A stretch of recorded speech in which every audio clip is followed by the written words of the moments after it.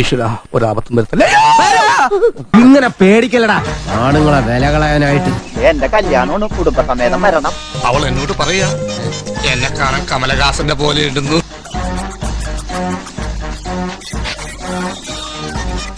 ഇങ്ങനെയൊന്നും അല്ലടാ, നമുക്കിന്ന് പോണ്ടേ?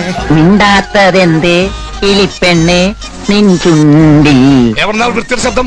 തേനൊലിയോ തേങ്ങയോ. പീതാംബരം സാറ് ഇവര് പ്രാന്താണ്. ഒരു പാട്ട് വെച്ച് തന്നാൽ ഞങ്ങൾക്കൊന്ന് എന്റർടൈൻ ചെയ്യാമായിരുന്നു. കഥയിലോ കവിത എഴുതിയോ പ്രണയം പകരുവാൻ കഴിയുമോ?